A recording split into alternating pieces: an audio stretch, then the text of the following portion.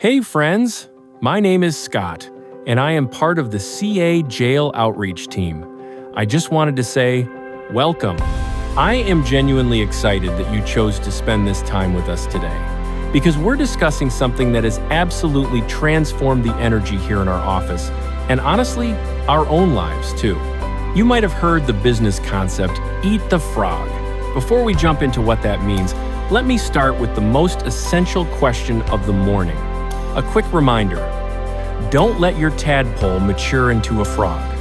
The key is to tackle that frog, your most significant, most intimidating task, first thing, so it doesn't grow into a monster that ruins your day.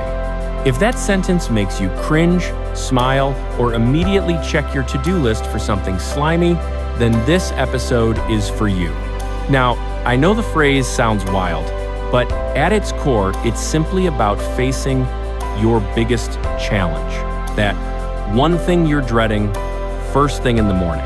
And that's precisely what we're going to unpack. Today isn't just about clever little tricks or good habits. No, we're getting right to the heart of it, sharing the spiritual insights you need to make this strategy stick for the long haul. We hope that you walk away with a real, usable blueprint for pushing forward, tackling those challenges one difficult task at a time. All right, in just a minute, Trinity and Steve are ready to take over. But before I turn the mic, just a quick reminder of how we sign off. We never say goodbye here, friends. We always say, until the trumpet blows. Let's keep pushing forward together until he comes. God bless you, and here they are, Trinity and Steve. Welcome, everyone, to The Growth Journey, a deep dive podcast. I'm really excited to be here with you today.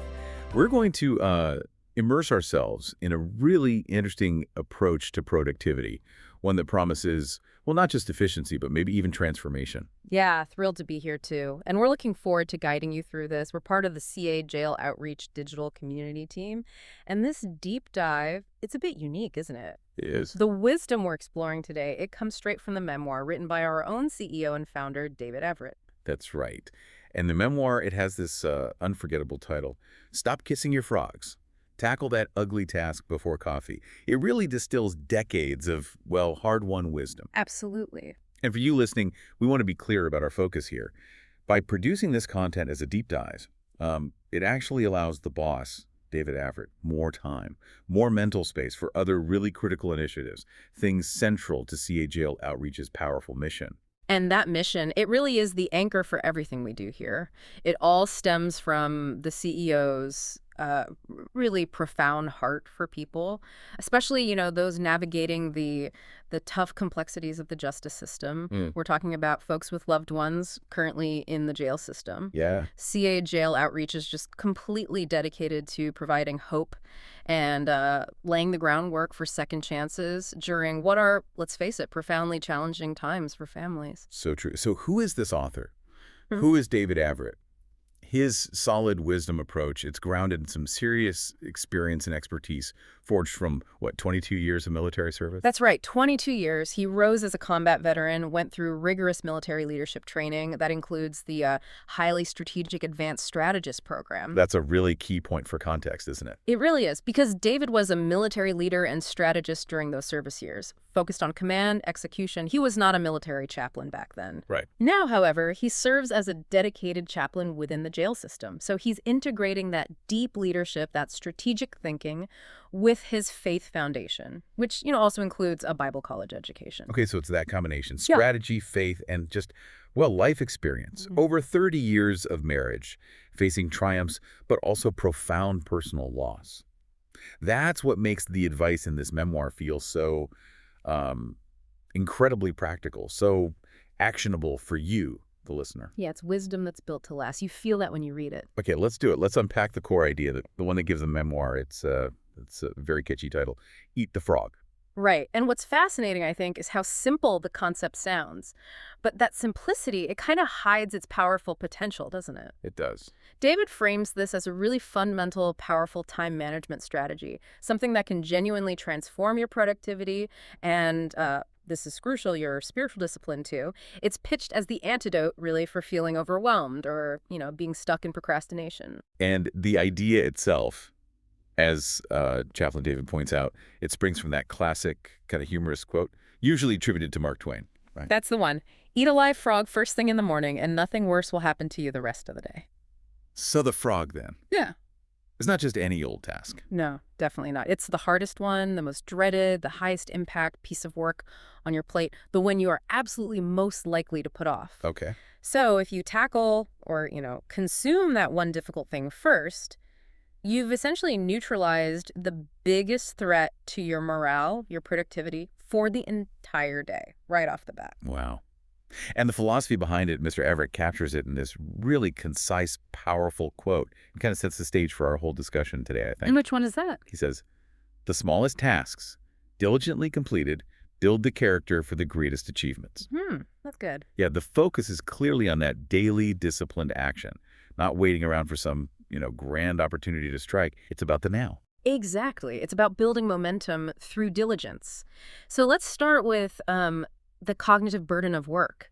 When you look at your to-do list, what feeling does that word task actually bring up? Yeah. The memoir suggests, and I think this resonates, that for most of us, it immediately carries this weight, because the root of the word itself, it's deeply connected to obligation, to demand, burden. Right, and the memoir really dives into this feeling. There's a section titled Escaping Pharaoh, Why Your To-Do List Doesn't Need a Taskmaster. That's pretty evocative. It is. It connects that modern feeling of being buried under work directly to that, ancient, really powerful imagery from the book of Exodus. Talk about that connection a bit more. Well, think about the Israelites under Pharaoh, right? They were scattered, overwhelmed, punished by these cruel taskmasters, forced to meet impossible demands, often without the resources they needed, like straw for bricks. That feeling of being a victim of your workload, feeling scattered and just ineffective because the demands seem endless and you honestly don't know where to start. That is the modern taskmaster David's talking about. And our modern taskmasters, they're maybe less dramatic than an actual pharaoh, but maybe just as ruthless in their own way. I think so. They're the constant tings from email notifications, right? The relentless, sometimes artificial urgency of deadlines, that crushing pressure that comes from constantly reacting to things, to external demands, instead of, intentionally deciding what truly matters most. We end up living in this state of just cognitive reaction, not proactive choice. Exactly. And the eat the frog method, as David teaches it, is presented as the strategic path to freedom from that victim mentality. It's about reclaiming your agency over your day. How so? By actively choosing to tackle the hardest thing first. You shift. You move from being controlled by your workload to becoming a master of your time. You inject purpose and intention right back into the start of your day. That shift, moving from being a passive victim to a proactive master, it lines up really well with the spiritual foundation that David layers into the memoir, doesn't it? It does, yeah. He brings in supporting scriptural context right here from Zechariah 4, verse 10, KJV. Okay, Zechariah 4:10. What does that say? Well, the key part of the passage asks this question. Who hath despised the day of small things? The day of small things. Right. And the memoir synthesizes this beautifully. It reminds us that God actually honors the diligence, the sustained effort we put into those seemingly small daily challenges, are small things. So eating the frog isn't just about productivity. Not just.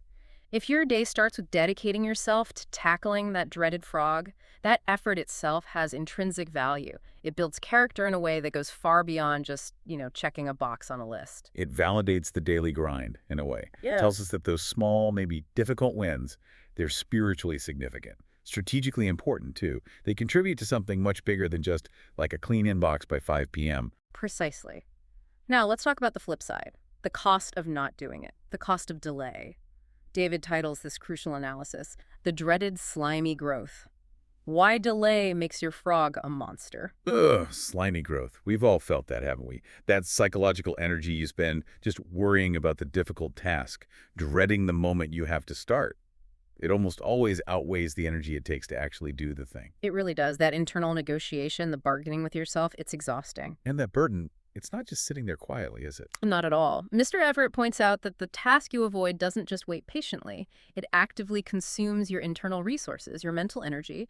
It grows slimy, as he puts it. It casts this shadow of anxiety over your whole day. So if you let that frog wait until, say, 3 p.m. By then, that frog has mentally morphed into, like, Godzilla in your head. It's been draining your cognitive bandwidth, your willpower, all day long. That's basically the definition of decision fatigue caused by, well, self-sabotage.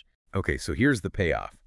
The immediate, tangible benefit of committing to eat the frog before coffee, as the title says. Right. You instantaneously remove that mental anchor, that weight. You neutralize Godzilla before the day even really gets going. It's huge. It is. The memoir really emphasizes this. You've won the most brutal battle of the day early. Everything else that follows, the emails, the routine calls, the standard stuff, it just feels dramatically easier, lighter somehow. So you start the day not with dread, but with a clear win, a sense of accomplishment. Exactly. It sets this proactive, kind of victorious tone for the next 8 hours or so. The psychological payoff isn't delayed. It's immediate and really powerful. Okay, that psychological relief, you can almost feel it just talking about it. But let's go a bit deeper than just the feeling. Let's get into the mechanism. Why does Mr. Averitt suggest this technique is, like, positively addictive? Well, the boss titles this tactical explanation, the endorphin kick. Why swallowing that frog gives you a high. So this isn't just philosophy. It's about harnessing a bit of neuroscience, actually. An endorphin kick. Okay, let's analyze that a bit more. What's the precise mechanism happening in our brains when we successfully eat the frog? It's basically a neurological reward loop. When you complete a significant task, especially a challenging, high-impact one, your frog, your brain releases chemicals, specifically endorphins and dopamine. Okay, endorphins and dopamine, what do they do? Endorphins act a bit like natural painkillers. They reduce discomfort and can create a sense of euphoria, that runner's high feeling. Dopamine is crucial for the brain's reward system. It creates a feeling of intense satisfaction, pleasure, and motivation. It tells your brain, hey, that was good, do it again. Ah, so it's a natural, healthy kind of high. And that reward system then trains your brain, right? Yeah. It learns to associate completing that hard task with pleasure. Exactly. You're building a habit loop. The action tackling the frog leads to the reward, that endorphin and dopamine kick, which then reinforces your desire to repeat the action tomorrow. That's the positive addiction to productivity David's referring to. Okay, compare that to procrastination. What happens then? Well, procrastination often gives you a temporary relief because you're avoiding discomfort. That's driven by the limbic system, the emotional part of the brain. But that relief is super fleeting, isn't it? Yeah, it usually gets replaced pretty quickly by guilt. Right. Guilt, anxiety, and the awareness of that frog just getting slimier. The eat the frog technique, on the other hand, provides a sustained reward, a feeling of genuine accomplishment. And this builds character. The memoir argues it builds what it calls an action-oriented character, that fundamental quality of getting important things done. And let's be practical, that's often directly observed, measured, and frankly, rewarded in careers with advancement and, yes, greater compensation. People notice, doers. That inherent reward for diligence, for focused action, it connects perfectly to the spiritual context David brings in next. He uses Proverbs 10, verse 4 KJV. Yeah, and the text there is, well, pretty stark, a very clear contrast. It basically says that the consequences of slack hands, which you can read as the mindset of avoidance, procrastination, lead towards poverty, whether material or spiritual. But conversely, the reward earned by the hand of the diligent brings wealth or abundance. So it aligns the spiritual value of focused hard work directly with the psychological and even material rewards that can come from the eat the frog strategy. You're choosing diligence over delay, and that's framed as an act of wisdom. Got it. Okay, let's get really practical now. For the listener who's thinking, okay, I get the why, now give me the how. Let's break down the strategy. This section is titled Frog, Tadpole, Delegate, Eliminate, the Modern Productivity Menu. Yes, this clarity is absolutely essential for actually doing it. So first, the frog. As we've said, this is the single most important, highest impact, most critical item you must complete today. It's the one thing that, if you do it, moves the needle significantly toward your most important goal. Just one main frog, usually. Okay, the frog is the main course. What about the tadpoles? The tadpole is something that, yeah, probably should be done, but the consequences of delaying it are relatively minor. These are secondary tasks. They only really gain importance after the frog has been eaten, never before. Makes sense. Keep the main thing the main thing. What's the third category? Delegate. Delegate. And this is strategic. If a task isn't uniquely dependent on your specific skill set or maybe your positional authority, the memoir argues it must be delegated. Why must? Because delegation frees up your finite time, your energy, your focus, exclusively for eating your frog and doing other high-value strategic work that only you can do. Protect your energy. Okay. And the last one, the one that sounds kind of satisfying, eliminate. Yeah, it can be very satisfying. These are the time wasters, the things that often masquerade as obligations but offer zero real impact on your long-term goals or your mission. So we need to be ruthless here. As David suggests, yes, ruthlessly identify them and just drop them entirely. If it doesn't feed the frog or a tadpole that truly matters or a mission-critical objective, eliminate it. Save that precious mental bandwidth. Okay, that's the menu. Now, to make this even more effective, David Averitt includes some advanced rules, turning this into what he calls a power list. Rule 1, limit the frogs. Don't try to eat 10 at once. Right. This hits on the paradox of choice. If you label 10 things as frogs, you haven't prioritized. You've just created overwhelm. You've defeated the purpose. So how many? The rule of thumb is stick to one clear frog for the morning focus. And maybe 3 to 5 critical items total for the entire day. That includes the frog and maybe some key tadpoles. Mm-hmm. Focus is force multiplication, remember. Less is often more here. Okay. Rule 2 sounds strategic. Schedule your frog for your inner superhero time. Yeah, I like that phrase. This is simply acknowledging our natural human energy cycles. For most people, that 3 to 5 hour window right after waking up is when cognitive energy, focus, willpower, it's all at its peak. So don't waste it on email. Exactly. The memoir is pretty fun here. Don't try to force your main frog into your energy slump at 2 p.m. You have to identify that peak performance window for yourself and then aggressively protect it. Treat it as sacred time for your hardest, most important work. Rule 3 sounds like something a military strategist would love. Forced efficiency using Parkinson's law. The idea that work expands to fill the time you give it. Oh, absolutely. This is a powerful use of constraints. We've all done this, right? If you allocate 4 hours to write a difficult report, somehow it takes exactly 4 hours, often with some needless tinkering or distractions thrown in. So the boss advises using the clock to force yourself to work faster. But doesn't that risk sacrificing quality? That's the key clarification. It's not about rushing carelessly. It's about increasing intensity and focus within a shorter time frame. For instance, if that frog report usually takes you 4 hours, try blocking out just 2 really intense hours for it. Okay, how do you maintain intensity and quality? You use techniques during that block, like the Pomodoro method, say, 25 minutes of pure deep focus, then a strict 5-minute break. Rinse and repeat. You use the time constraint to drive laser focus, preventing the frog from swelling up with unnecessary fluff or procrastination disguised as thinking. I like that using the constraint to drive focus, not just speed. Okay, and Rule 4 tackles the mental game. Stop overestimating the slimy factor. Yes. We constantly sabotage ourselves here. Our limbic system, the emotional brain, is wired to avoid discomfort. So it predicts that uncomfortable tasks will take way longer and be far more painful than they actually turn out to be. We build it up in our heads. Exactly. Mr. Average just reminds us, once you simply start, the reality rarely matches the dread you built up. So set that tight timer, acknowledge the initial discomfort, take the first small step, and just watch how quickly that perceived difficulty starts to melt away. Now, shifting gears a bit to the organizational level, Chaplain David really emphasizes that bringing the system into a team or workplace shouldn't be like drudgery. It should be embraced with culture and even humor. He calls this section, "Our office is full of happy frog eaters." That's great. Humor definitely makes discipline less intimidating, doesn't it? And it can create this kind of positive, lighthearted accountability within a team, where you can actually laugh about the frog, maybe some of the dread goes away, replaced by a bit of camaraderie. For sure. And the memoir shares some fun phrases they actually use within the CA jail outreach team. Like, the classic check-in is just, "Did you eat your frog yet?" Simple, direct, kind of keeps it top of mind. Yeah, I like that. And the proactive reminder one is brilliant. Don't let your tadpole mature into a frog. Right. It's such a great visual warning. Don't let those smaller, manageable tasks pile up and compound until they become these major anxiety-inducing problems later on. Handle the tadpoles before they grow teeth. Exactly. And then, tying back to that spiritual core we talked about, there's this daily reflection phrase.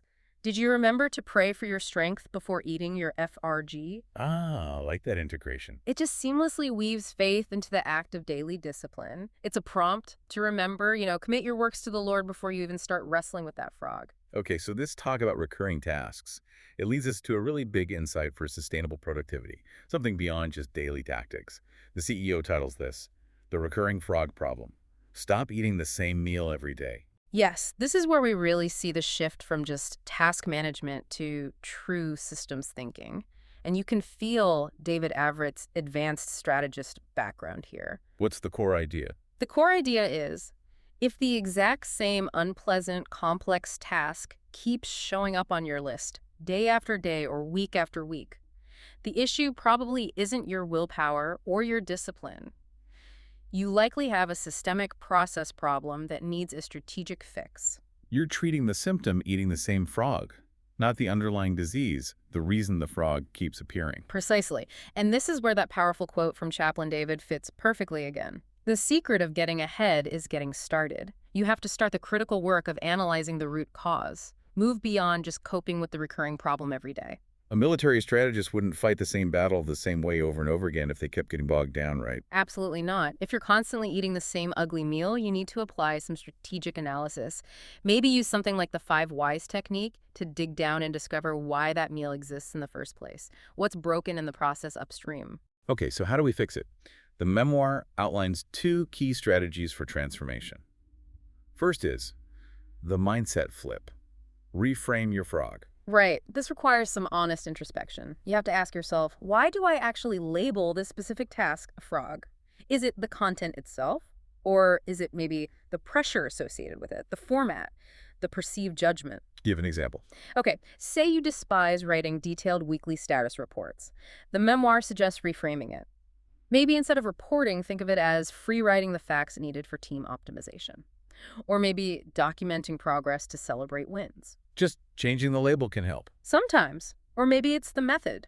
If typing it is the frog part, could you use voice transcription to just dictate the facts quickly, then have someone else format it?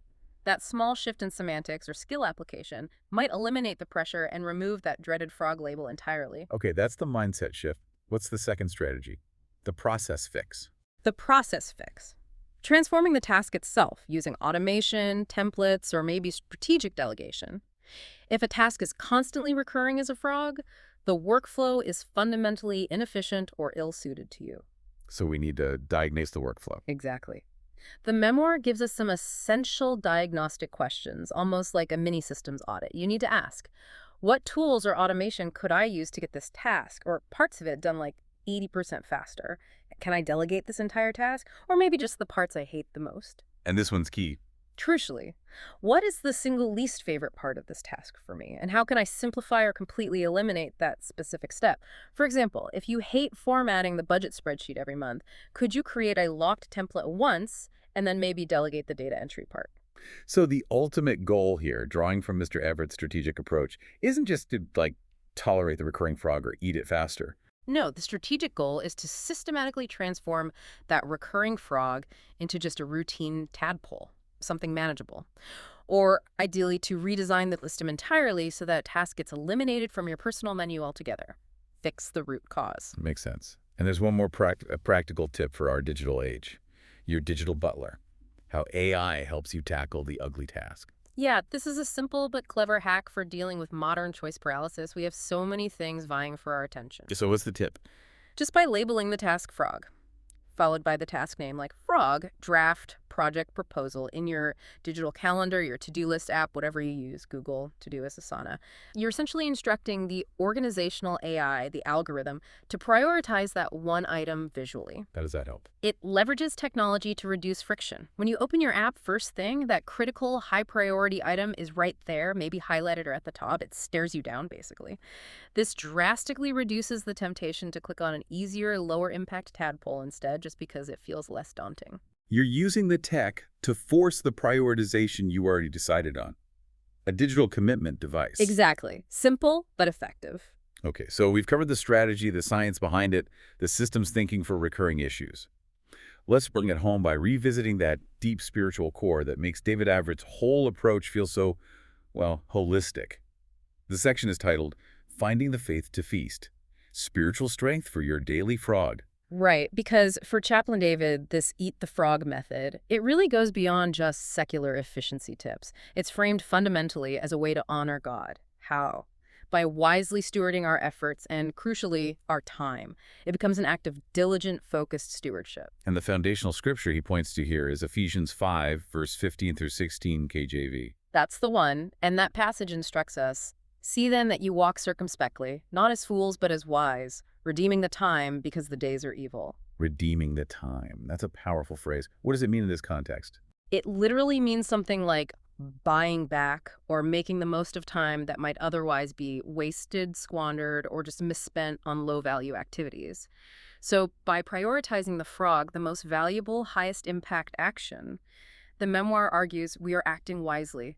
We're treating time as the precious, non-renewable gift from God that it truly is. Wow, okay, so that reframing, it turns the discipline of prioritization itself into potentially an act of worship. That seems to be the implication. And this connects directly to some key spiritual disciplines outlined in the memoir. The first one is, seek his will before you seek your frog. Pray before you plan. Essentially, yes. The memoir encourages taking a moment for prayer and seeking alignment before you even definitively label what your frog for the day is. This is supported by Proverbs 16, verse 3, KJV. Commit thy works unto the Lord, and thy thoughts shall be established. So prayer helps clarify your thoughts. The idea is that establishing your thoughts and priorities through faith helps ensure you're tackling the right frog, the task that truly aligns with your God-given purpose or calling, rather than just reacting to the loudest, most urgent demand that might not actually matter in the long run. Okay. Spiritual discipline number 2. Don't be a time fool.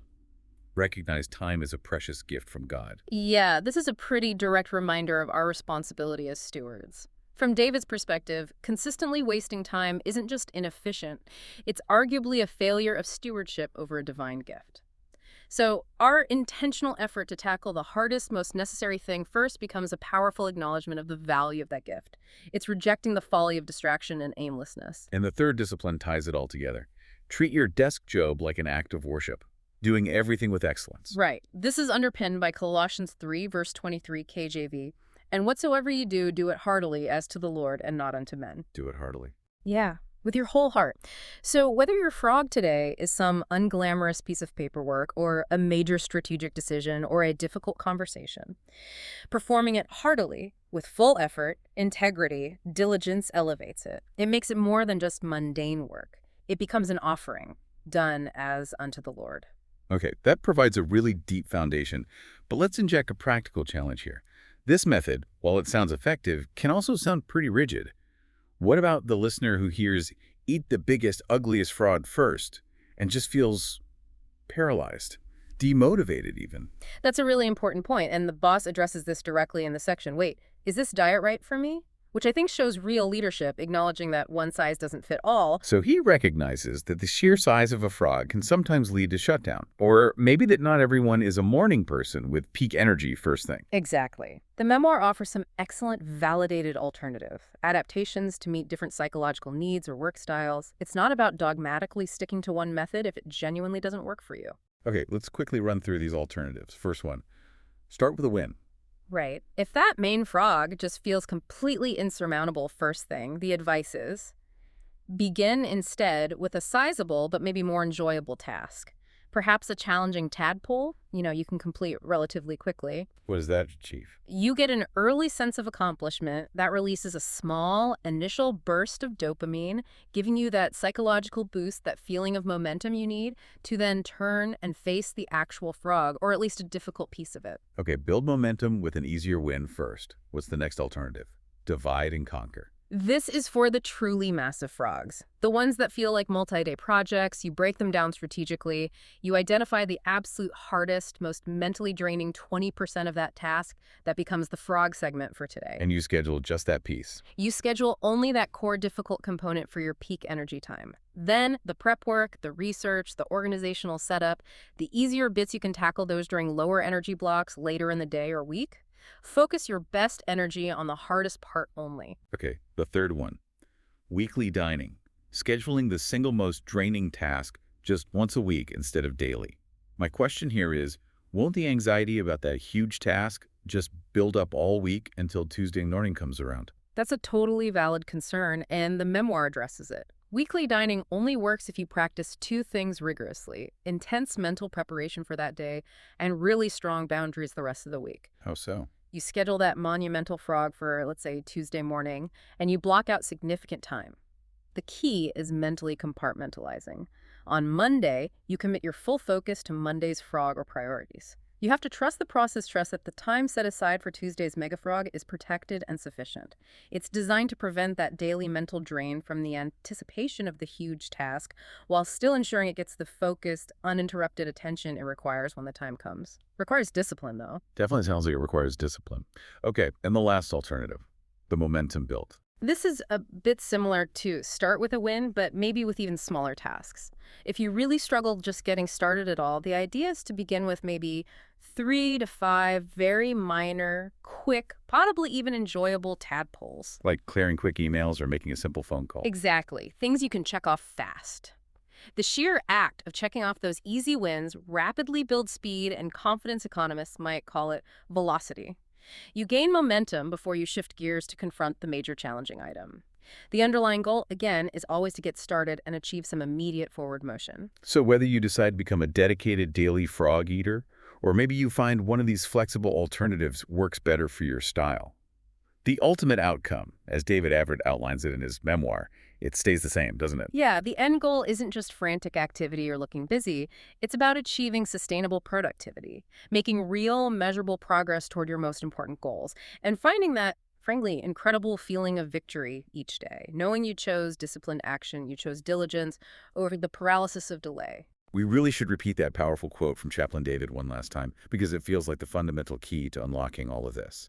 Escaping procrastination, initiating growth. Which one? The secret of getting ahead is getting started. So simple, so true. Before we wrap up, maybe just a final thought for you, the listener, to carry forward from this. If the whole idea of Eat the Frog still feels, monumental right now, just ask yourself today, what is the absolute first single, maybe even just 3-minute action I can take on my ugliest task, something that requires almost zero mental negotiation? Just the tiniest step. Yeah, because starting small is still starting. That first step breaks the inertia. That's great advice. Well, thank you so much for joining us on this deep dive into the memoir, Stop Kissing Your Frogs. And we absolutely want to thank CA Jail Outreach for hosting this deep dive and for their just unwavering dedication to sharing hope and truth, especially with families and individuals who are impacted by the justice system. We really encourage you, if this resonates, explore their work. There's a link in the description. You can find ways there to reboot growth, connect with the resources specifically tailored for families navigating the jail system, and you can even request a chaplain nationally for an incarcerated loved one. And we truly appreciate David, the CEO and founder, for, well, sharing his heart and his very practical, clearly battle-tested wisdom through this memoir. Absolutely. We'll close with Mr. Averitt's own final statement and invitation. More than just a voice, we're a helping hand and a praying heart. Let's connect and build your tomorrow, starting today. Until the trumpet blows, wishing you a fantastic day. Thank you so much for tuning in and listening to this episode. We are truly grateful for your support. We hope you will take a moment to follow us on all of your social media platforms.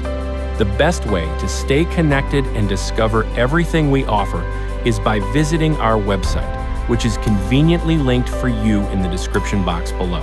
And now, as we wrap up, we want to leave you with 2 powerful thoughts that often come from our CEO. Helping is ordinary. Adding ice makes it extraordinary. And remember this always. There are leaders, then there are leaders who served. And among the best leaders are those who always remember to add ice. And finally, let's commit to adding that extraordinary touch, not just to our work, but to our lives. Remember to look beyond what's easy and always pray for others outside your comfort zone. Until next time, go out there and be the change.